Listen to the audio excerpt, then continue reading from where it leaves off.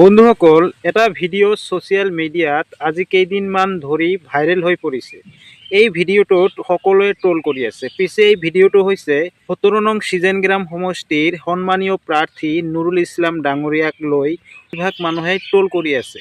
তো কি কাৰণে ট্ৰল কৰি আছে আপোনালোকৰ ওচৰত লৈ আহিছোঁ আৰু প্ৰমাণ সহকাৰে আপোনালোকক দেখুৱাই দিম যে এই ভিডিঅ'টো কিমান দূৰ সঁচা।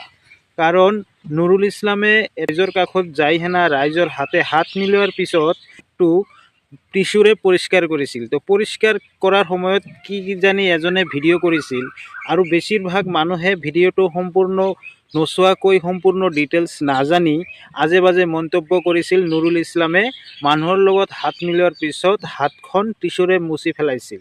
এই ভিডিঅ'টোৰ সম্পূৰ্ণ ডিটেইলছ আজি আপোনালোকৰ ওচৰত লৈ আহিছোঁ। ভিডিঅ'টো সম্পূৰ্ণ চাওক আৰু এই ল'ৰাজনে কি কৈছে এই ভিডিঅ'টোৰ বিষয়ে সম্পূৰ্ণ চাওক আৰু ভিডিঅ'টো যিমান পাৰে শ্বেয়াৰ কৰি দিয়ক।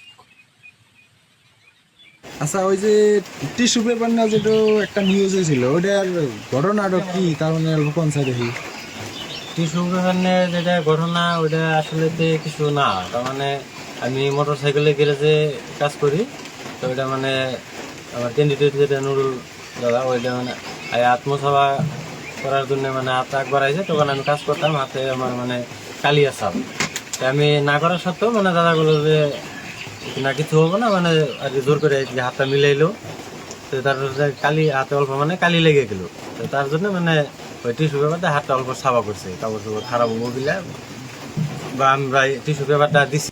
নিশ্চয় আপোনালোকে ভিডিঅ'টো সম্পূৰ্ণ চালে। ল'ৰাটোৱে কি কৈছে সেই ভিডিঅ'টোৰ আচল নুৰুল ইছলাম ডাঙৰীয়া আপুনি আগুৱাই যাওক।